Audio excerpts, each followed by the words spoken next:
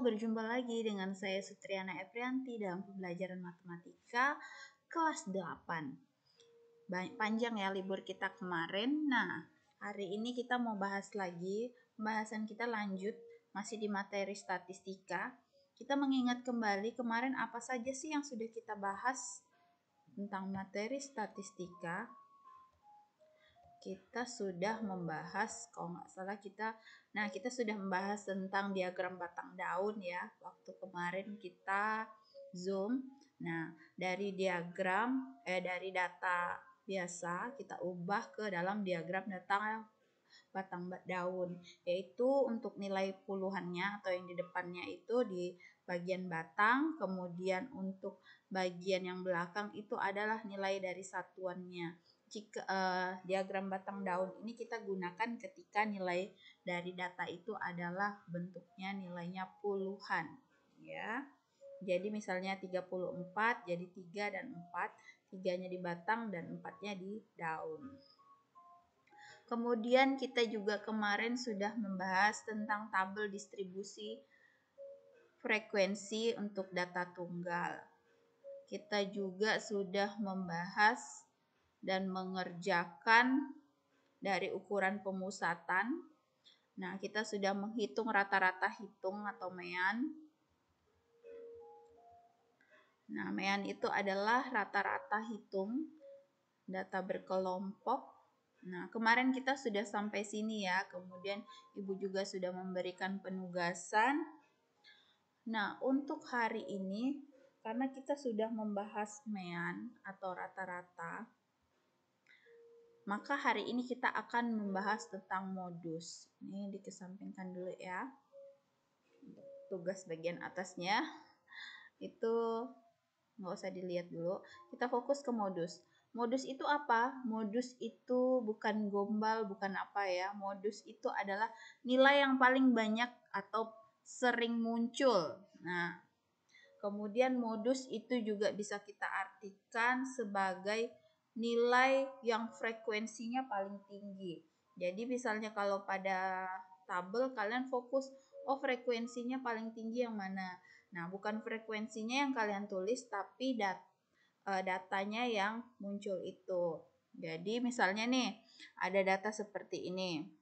Ingat ya, kalian bisa urutkan dulu, datanya diurutkan dulu kan. Ibu pernah bilang, kalau misalnya datanya acak, usahakan kalian urutkan dulu datanya dari yang terkecil ke terbesar.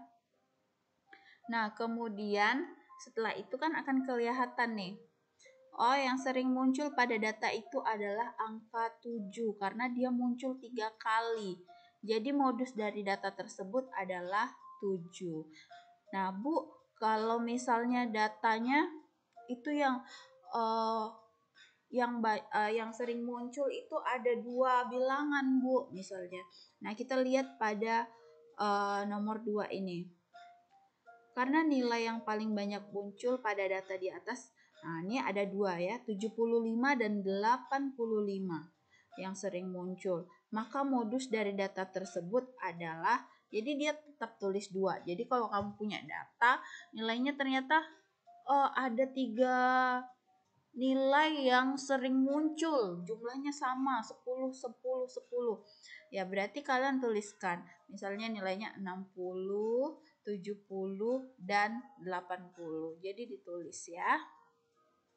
Jadi data statistika yang memiliki 2 modus disebut bimodus ya. Bimodus, B2. Berarti sekarang kalau median itu apa? Jadi tadi mean udah rata-rata hitung dari data kelompok. Kemudian modus itu adalah nilai yang sering muncul. Kemudian kita masuk ke median. Kemarin kita cari nilai rata-rata dari tabel distributif itu distribusi frekuensi kemarin kita menggunakan median kan. Nah, sekarang kita bahas lagi median. Median itu nilai dari nilai tengah. Ya, jadi lihat data di sini, data yang pertama ini kebetulan sudah urut. Nah, kalian misalnya udah urutkan, kalian bisa Bu gimana sih carinya nilai tengahnya? Kalau kalian tidak bisa pakai yang bagi, kan ini sebenarnya bisa dibagi nih, nilainya kan ada frekuensinya nih ada 9 ya, datanya ada banyak 9, berarti 9 dibagi 4. 9 dibagi 4 itu sama dengan 4,5. Jadi ingat saja kalau dia 4,5 berarti dia nilai tengahnya ada di 5. Kemudian kalau misalnya datanya genap, misalnya 10 dibagi 2.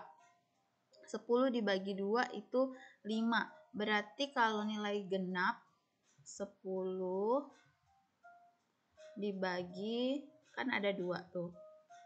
Dibagi 2 sama dengan, nah, kalau nilainya genap berarti dia mediannya ada 2. Berarti dia datanya ada di ke-5 dan ke-6.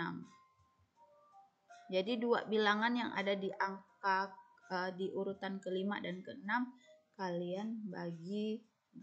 kalian jumlahkan baru kalian bagi 2. Misalnya nilainya 70 ditambah 80 misalnya yang urutannya. Tapi kalian harus urutkan dulu per 2. Nah, berarti mediannya adalah 75 ya. Misalnya nih. 75. Contohnya yang ini tadi udah ya. Ini kan 9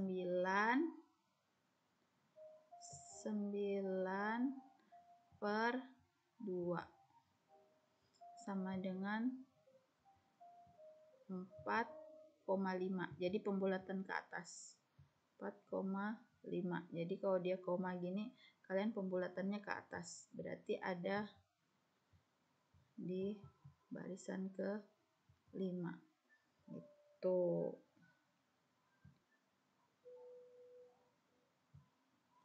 Yes.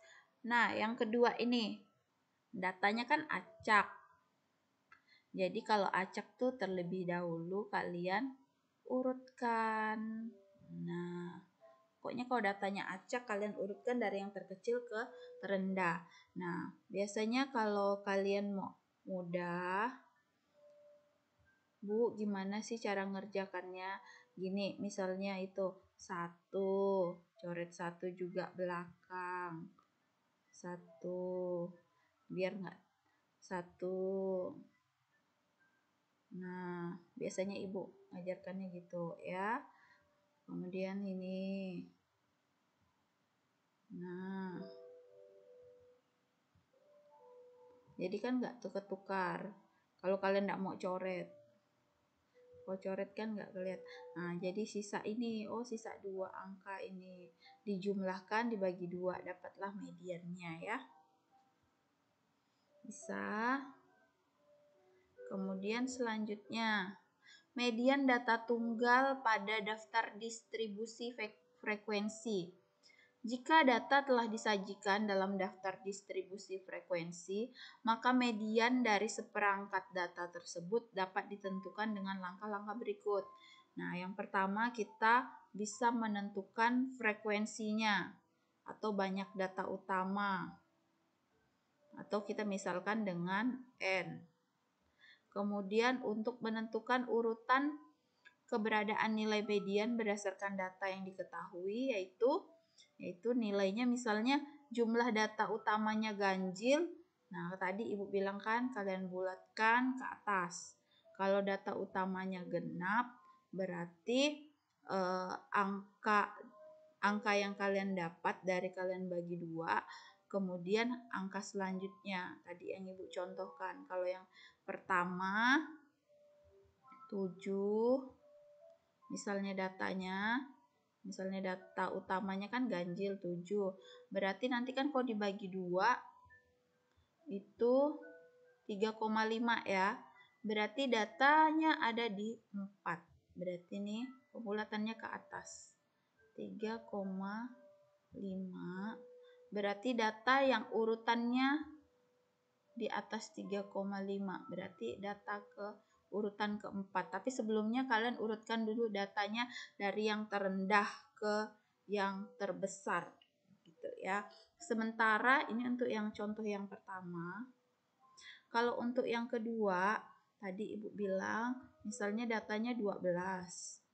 Ingat kan, nggak mungkin kalian nggak tahu nilai genap dan ganjil. Nah, 12 itu kalian bagi 2, berarti kan dapat 6. Ya. Nah, berarti kalau kalian udah urutkan, berarti nanti datanya tuh ada di urutan ke 6 dan ke 7. Komanya aneh ya. Jadi kalian setelah urutkan, kalian berarti datanya ada di urutan ke-6 dan ke-7. Kemudian kalian bagi 2 hasil jumlahnya ya. Datanya ke berapa nilainya gitu ya. Ingat bukan frekuensinya. Nah, sekarang tentukan median pada daftar distribusi frekuensi berikut. Nah, untuk nilainya ada 65, frekuensinya 6. Kemudian untuk 70 frekuensinya 8. Untuk kemudian sudah kita lihat seperti ini, dia minta apa?